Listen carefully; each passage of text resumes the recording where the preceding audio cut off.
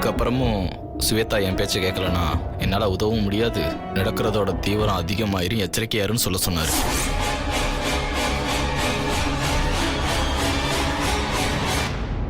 அத்தை, ஒரே ஒரு விஷயம் நீங்க யோசிச்சு பாருங்க. இத்தனை விஷயமும் நாங்க பாட்டிக்காக தான் பேசிட்டு இருக்கோம். எங்க பாட்டிக்கு ஏதாவது ஒண்ணுன்னா எங்க மனசு தாங்குமா அத்தை? சொல்லுங்க. புரியுது மாப்பிள்ள, நான் எனக்காக பேசல. ஜனனி என்ன வேறயா? அவ என் பொண்ணு தானே. அவ கல்யாணம் உடனே நடந்தா எனக்கும் சந்தோஷம் தானே. ஆனா ஸ்வேதாவோட கண்ணீருக்கு இடையில இந்த கல்யாணம் நடக்க கூடாதுன்னு தான் நான் நினைக்கிறேன்.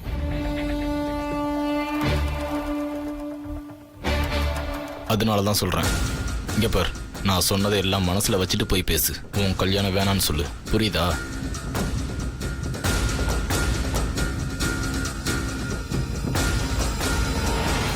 நான் இதையே திருப்பி திருப்பி சொல்றதுல எந்த அர்த்தமும் இல்ல. இங்க பாரு ஸ்வேதா, நீயே சொல்லு. நீ இப்ப முழு மனசோட சம்மதிச்சா ஜனனி கௌதமோட கல்யாணம் உடனே நடக்கும். உங்க கல்யாணம் குறிச்ச தேதியில நடக்கும். நீ என்னமா சொல்ற? ஜனனி கௌதம் கல்யாணம் நடக்கும் போதே எங்க கல்யாணமும் நடக்கட்டும். நீங்களும் என்ன புரிஞ்சுக்கலையா அத்தை? எவ்வளவு சொன்னாலும் இவ திருந்தவே மாட்டா. எனக்கு புரியுது. ஆனா எல்லாரும் சொல்றப்போ நான் என்ன செய்யட்டும் ஸ்வேதா? இங்க பாருங்க மாமா, தயவு செஞ்சு என் மனசுல என்ன இருக்குன்னு புரிஞ்சுக்கோங்க. எத்தனை தடவை என் கல்யாணம் நின்னு அந்த அவமானங்களை என் மனசுல தாங்கிட்டு நிக்கிறேன். அது என் மனசுல ஆறாத காயத்தை ஏற்படுத்திருக்கு. அதுல இருந்து மீண்டும் மீண்டும் மறுபடியும் நான் இப்ப நின்னு பேசுறது எனக்கு அதிசயமா இருக்கு மாமா. அதுக்கு என் போராட்ட குணம் தான் காரணம் மாமா. கண்டிப்பா என் இடத்துல இன்னொருத்தர் இருந்தாங்கன்னா உயிரோடவே இருந்திருக்க மாட்டாங்க.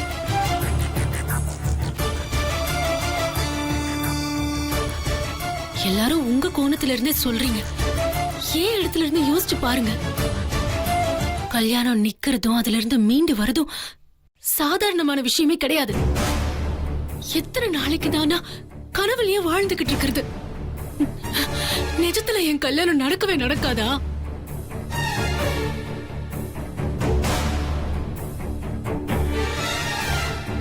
உன்னை கல்யாணம் பண்ணிக்கிறேன் நான் சித்திக்கு வாக்கு கொடுத்துருக்கேன். உனக்கும் நான் வாக்கு கொடுத்துருக்கேன். அதுக்கு அப்புறமும் என் மேல உனக்கு நம்பிக்கை இல்லையா? நம்பிக்கை இல்லாம இல்ல மாமா. அத்தைக்கு தெரியாது. அவங்க ஆசிரமத்துல இருந்தப்போ ஒரு தடவை உங்களை நான் கல்யாணம் பண்ணிக்க அவசரப்படுத்தினேன். இத சபையில சொல்ல கூட நான் அவமானப்படல. ஆனா கல்யாணம் நடந்துச்சா என்ன? என்ன பொறுத்த வரைக்கும் என் கல்யாண நம்பிக்கையே போய்கிட்டு இருக்கு. அதனாலதான் நான் வற்புறுத்துறேன். என்ன பேசிட்டு இருக்க நீ? இப்ப நான் கல்யாணம் வேணாம்னு சொன்னா எந்த தேதியை பிக்ஸ் பண்ணிருக்காங்களோ அதே தேதியில பண்ணிக்கலாம் தானே சொல்றேன். அவங்களோட சூழ்நிலை சரியில்லை, அதனால அவங்க அவசரப்படுறாங்க. நீ எதுக்கு தேவையில்லாம அவசரப்பட்டு இருக்க?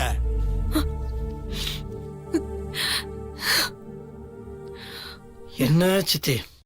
ஸ்வேதா, என்ன ஸ்வேதா, படிச்ச பொண்ணு பக்குவமான பொண்ணுன்னு பார்த்தா எதுவுமே புரிஞ்சுக்காம நீ பாட்டு அங்க போய் நின்றுட்டு இருக்க.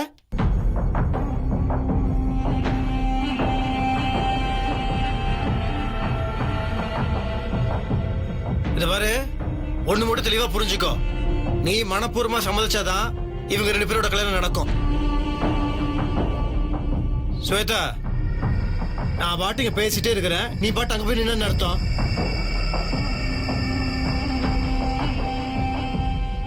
என்ன எதுவும் திரும்பி தான் பதில் சொல்ல.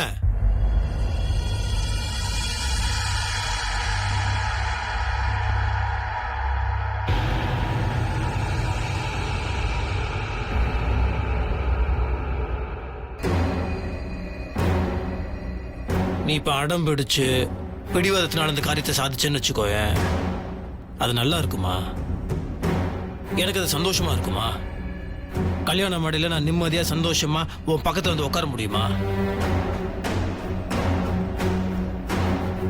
சித்தி இந்த கல்யாணத்தை நல்லா பெருசா நல்லா பண்ணணும்னு ஆசைப்படுறாங்க. அது ஜனனியோட கல்யாணம் இப்படிதான் நடக்கணும். ஆனா என்ன பண்ண முடியும், சூழ்நிலை சரியில்லை, அதனால இப்படி பண்ண வேண்டியதா இருக்கு. நம்ம கல்யாணம் சித்தி குறிச்ச தேதியிலே நடக்கட்டுமே. நான் எனக்காக மட்டும் பேசல, சித்திக்காவும் சேர்த்தா பேசிட்டு இருக்கேன். சரிங்க மாமா, உங்க விருப்பப்படியே நடக்கட்டும். இன்னைக்காவது உங்க மனசுல என்ன பத்தின பிம்பம் உடையட்டும். ஸ்வேதானா பிடிவாதக்காரி, அடம் பிடிப்பா, அகம்பாவம் பிடிச்சவ, யார் சொல்றதையும் கேட்க மாட்டா. இப்படிதானே எல்லார் மனசுலயும் இருக்கு. அத நான் இன்னைக்கு மாத்தணும்னு முடிவு பண்ணிட்டேன். மாமா, ஜனனி கௌதம் கல்யாணத்தை உடனே நடத்துறதுக்கு எனக்கு சம்மதம்.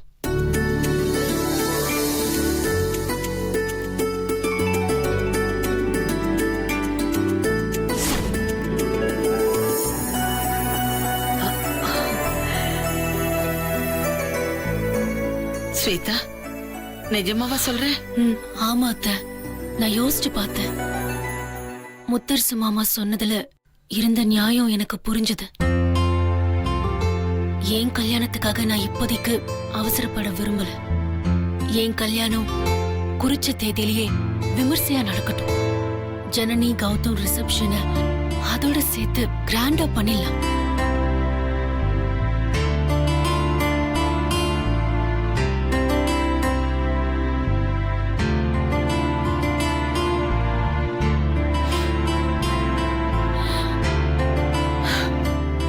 ஸ்வேதா, உன் மனசு புரியுதுமா. ஒவ்வொரு தடவையும் கல்யாணம் தள்ளி போச்சே, இப்பவும் அப்படி ஆயிட போதேன்னு தானே மனசு கலங்குற. இங்க பாரு, அத்தை நான் இருக்கேன். இந்த தடவை கண்டிப்பா நடந்துரும்னு மனசுல பாசிட்டிவா நினைமா. இனிமே இது நிச்சயமா தள்ளி போகாது. ஸ்வேதா, நான் சொல்றேன்ல, கண்டிப்பா எல்லாம் நல்லபடியா நடக்கும். நீ அழாத. இல்ல, இனிமே அழமாட்டேன்.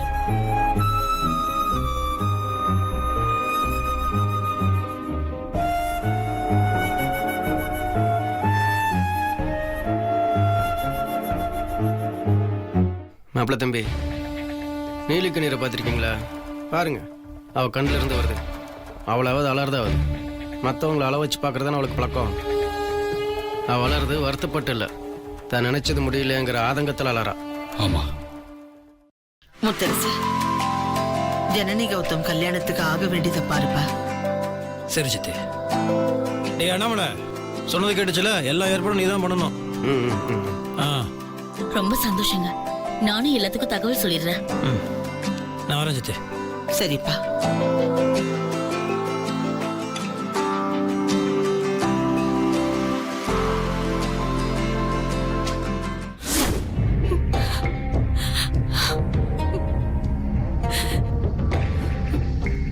என்ன ஸ்வேதா இது? நீ தானே கல்யாணம் நடத்த சொன்ன. நீயே இப்ப இப்படி வந்து அழுதுட்டு இருந்தா என்ன அர்த்தம்? ஏன் இப்படி பண்றேனே புரிய மாட்டேங்குது ஸ்வேதா. நானா அந்த கல்யாணம் முன்னாடி நடக்க சம்மதிக்கலடி. ஒரு கட்டாயத்துலதான் சம்மதிச்சு. என் கல்யாணத்தையும் கௌதம் ஜனனியோட கல்யாணத்தோட சேர்த்து நடத்த முடியாதுங்கிற நிலைமை உருவாயிடுச்சுன்னு நினைச்சுதாண்டி நான் அழறேன்.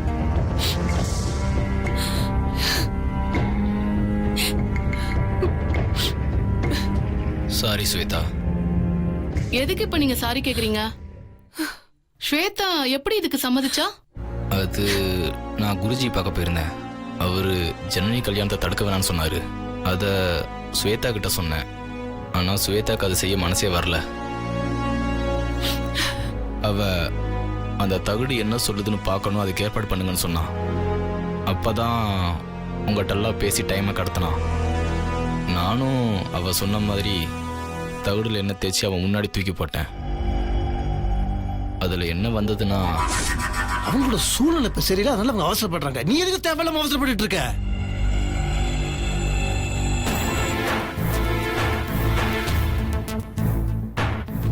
ஸ்வேதா, என்ன ஸ்வேதா, படிச்ச பொண்ணு, பக்குவமான பொண்ணுன்னு பார்த்தா எதுவுமே புரிஞ்சுக்காம நீ பாட்டு அங்க போய் நின்றுட்டு இருக்க.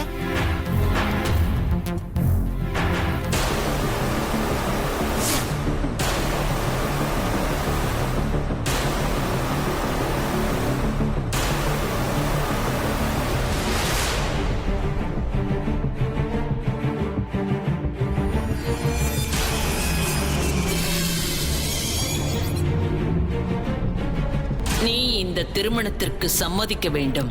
இல்லையெனில் இன்று இரவே நீ செய்த பாவங்கள் அனைத்தும் முத்தரசனுக்கு தெரிய வரும்.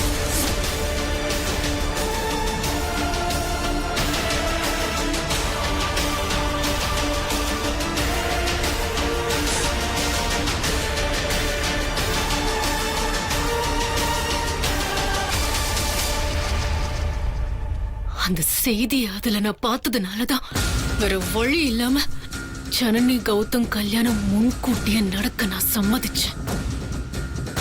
எனக்கு அப்படியே அசிங்கமா இருக்கு. இது எல்லாத்துக்கும் காரணம் இந்த தகடு தாண்டி. இதுதான் உன்னை போட்டு பொடுத்தி எடுக்குது. இனிமே இது இருக்கவே கூடாது. இதை எப்படியாவது ஒளிச்சு கட்டணும். நான் போய் ஏதாவது கத்தி கடப்பாரை எடுத்துட்டு வரேன். இது அப்படியே நசிக்க அடுப்புல போட்டு இல்லாம ஆக்கிடலாம். இல்லடி, இதை நம்ம அழிக்க கூடாது. ஏன்னா இது நம்ம அழிக்க முடியாது. குழி தோண்டி புதைச்சும் திரும்பி வந்துடுச்சு. வெயிட் பண்ணி பாப்போம். எவ்வளோ பெரிய ராஜாக்கள் கூட போருக்கு புறப்பட்டு போகும்போது சூழ்நிலை சரியில்லை, கால நேரம் சரியில்லைன்னா படையோட சேர்ந்து பின் வாங்கியிருக்காங்க. ஏன்னா அவங்க பக்கத்துல இழப்பு நேர்ந்திடக் கூடாதுங்கிற முன்ஜாகிரதைக்காக தான். இப்போ நானும் அதே உணர்வோடு தான் பின் வாங்கியிருக்கேன்.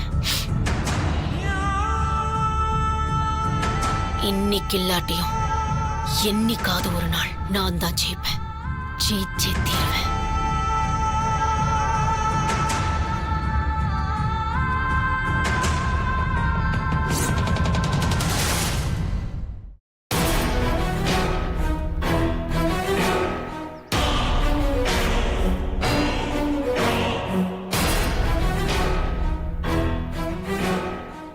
முத்தரசனுக்கு நான் வச்ச வசியத்துல இப்ப பாதிதான் வேலை செய்யுது.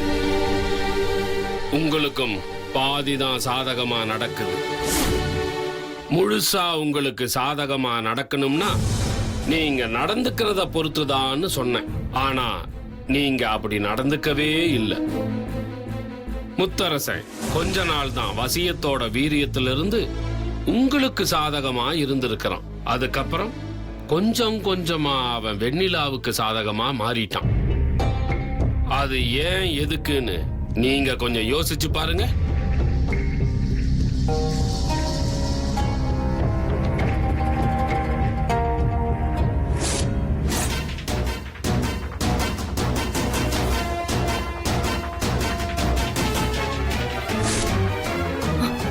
ஆமா குருஜி, முத்தரசு மாமாவை மாடு முட்டை வந்தப்போ வெண்ணிலாதான் முன்னால போய் காப்பாத்தினா. அப்பல இருந்துதான் மாமாவுக்கு இந்த மாதிரியான மாற்றம் வந்திருக்கு. இப்போ உங்களுக்கு புரியுதா?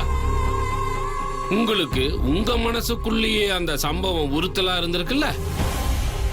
தன்னுடைய உயிரையே பொருட்படுத்தாம முத்தரசனை காப்பாத்தினதுனாலதான் முத்தரசன் வெண்ணிலா பக்கம் சாஞ்சிட்டான். உங்களை விட வெண்ணிலா முத்தரசன் மேல அதிகமா பாசம் வச்சிருக்கிறான்னு இங்கேயே நிரூபணம் ஆயிடுச்சுல்ல.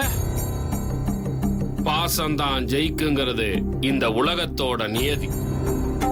அந்த பாசத்தை அவருக்கு புரியுற மாதிரி நீங்க வெளிப்படுத்தினா மட்டும்தான் உங்க வழிக்கு அவர் வருவார். அவரு மேல இருக்கிற உங்களுடைய காதலை வெளிப்படுத்த வேண்டியது காலத்தோட கட்டாயமா இருக்கு. அதுக்கேத்த மாதிரி எப்படி நடந்துக்கிறதுன்னு கொஞ்சம் யோசிச்சு அவரை உங்க பக்கம் திருப்புறதுக்கான வழியை மட்டும் பாருங்க. அதை விட்டுட்டு எப்ப பார்த்தாலும் வெண்ணிலாவை என்ன பண்ணலாம்னு யோசிக்காதீங்க. அதனால எந்த பிரயோஜனமும் உங்களுக்கு வரப்போறது இல்ல. கடைசியில நீங்க செய்யறது உங்களுக்கு பாதகமாவே வந்துடும். ஆமா, நீங்க சொல்றது சரின்னு தான் எனக்கும் படுது குருஜி. இந்த பாசமும் காதலும் தான் மாமாவை வெண்ணிலா பக்கம் ஈர்த்திருக்குனா நானும் அதுல கவனம் செலுத்துறேன். அதுக்கப்புறம் அவர் வெண்ணிலா பக்கமே திரும்பாத மாதிரி முத்தரசு மாமாவை ஈர்க்கிற காந்தமா நான் மாறுறேன்.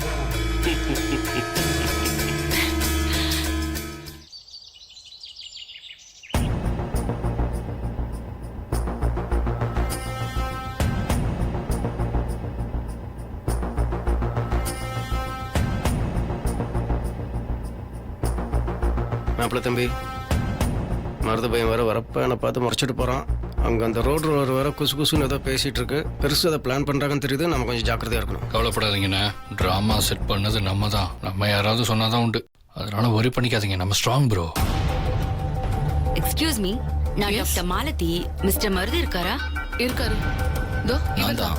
சொல்லுங்க ஸ்வேதா கால் பண்ணாங்க. அவங்க உங்களை பார்க்க சொன்னாங்க. சொல்லுங்க, என்ன விஷயம்? நான் ஒரு ஹிப்னாட்டிசம் பண்ற டாக்டர். பேஷண்ட் ஏதாவது பொய் சொல்றதா தெரிஞ்சா அவங்களுக்கு ஹிப்னாட்டிசம் பண்ணி உண்மையை வர வச்சிருவேன். சரி, இங்க எதுக்கு வந்திருக்கீங்க? ஸ்வேதா ஏன் என்ன பார்க்க சொன்னா? உண்மைக்கும் எனக்கும் தான் ரொம்ப தூரமாச்சே. இங்க ஒரு பேஷண்ட் பொய் சொல்றதா கமலா டாக்டர் சொன்னாங்க. ஓ அப்படியா? அப்ப சரி. ஆ, ஆமா, இதே மாதிரி உண்மையை வாங்க பாட்டியை ஹிப்னாட்டிசம் பண்ண போறதா சொன்னா. ஆனா வீட்டில் இருக்கவங்க மற்றவங்க ஒத்துக்க மாட்டாங்களே. நான் ஏன் அப்படி சொல்ல போறேன்? நான் பாட்டிக்கு ஹீலிங் பண்ண வந்திருக்கேன்னு சொல்ல போறேன். ஆ சரி, வாங்க வாங்க. மருது, யாருப்பா இவங்க? அம்மா, இவங்க டாக்டர் மாலதி. பாட்டியோட நெஞ்சு வலிக்கு ஹீலிங் பண்ண வந்திருக்காங்க. ஹீலிங்கா?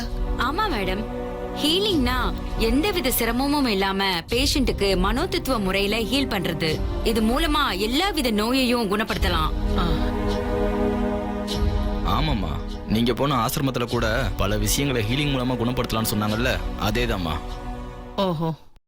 என்னம்மா அப்பா தம்பி இது?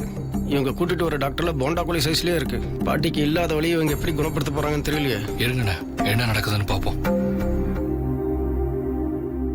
இப்பதான் பாட்டி வலியெல்லாம் குறைஞ்சிருச்சுன்னு சொன்னாங்கல்ல, மறுபடியும் எதுக்கு இந்த ஹீலிங்லாம்? என்ன மாப்பிள்ள சொல்றீங்க? பாட்டிக்கு மிட் நைட்ல வலி வந்துட்டா என்ன செய்வீங்க? தூக்கிட்டா ஓட முடியும்? இவங்க இதுல ஸ்பெஷலிஸ்ட். இவங்க ஹீலிங் கொடுத்தா இனிமேல் வலி வராம கூட இருக்கும். கல்யாணம் வேற நெருக்கத்துல வருதுல மாப்பிள்ள, செக்அப் பண்றது ரொம்ப அவசியம். போச்சு, நல்லா மாட்டணும். மருது, அதான் பாட்டிக்கு வழி இல்லைங்கிறாங்களே, அப்புறம் எதுக்கு இதெல்லாம்? இங்க பாருங்க மாப்பிள்ள, மருது சொல்ற மாதிரி பாட்டிக்கு இப்ப ஹீலிங் பண்றதுதான் நல்லதுன்னு எனக்கும் படுது. டாக்டர் இதுலயே குணப்படுத்திட்டா அப்புறம் மருந்து மாத்திரை ஆபரேஷன்ங்கிறது இது எதுவுமே தேவையில்லையே. இப்ப இதத்தானே எல்லாரும் ஃபாலோ பண்றாங்க. மருது, நீ டாக்டர் உள்ள கூட்டிட்டு போப்பா. சரிங்கம்மா. கொஞ்சம் இருங்க, நான் போய் அத்தைக்கு ஹீலிங் ஓகேவா இல்லையான்னு கேட்டுட்டு வரேன். சரி. என்ன சம்பந்தி சொல்றீங்க? பேஷண்ட கேட்டுக்கிட்டா ட்ரீட்மெண்ட் பண்ணுவாங்க? ட்ரீட்மெண்ட் கொடுத்துட வேண்டியது தானே. நீங்க கவலைப்படாதீங்க, டாக்டர் நல்லபடியா சரிப்படுத்திடுவாங்க. மாப்பிள்ள தம்பி, பாட்டி ஏற்கனவே காண்டில் இருக்காங்க. இப்போ போய் டாக்டர் உங்களுக்கு ட்ரீட்மெண்ட் கொடுக்க வராங்கன்னு சொன்னா அவ்வளோதான். துண்டக்கணும் துணிக்கணும்னு ஓடிடுவாங்க. ஆண்டவா, கெஞ்சி கேட்டுக்கிற நீ தான் எங்களை எல்லாம் காப்பாற்றணும். நீ கூட்டிட்டு போப்பா. சரிம்மா, வாங்க டாக்டர்.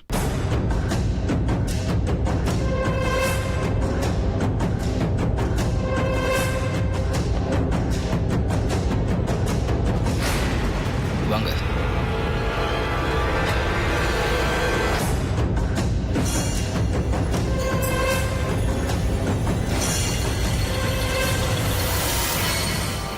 நல்லா அமுக்கி விடு. புதுசா ஒருத்திய கூட்டிட்டு வந்திருக்கான். யார் இது? ஒருவேளை இது கௌதம் சொந்தக்காரியா இருந்து நான் யார் இதுன்னு கேட்டா பிரச்சனை ஆயிடுமே. என்ன பண்றது?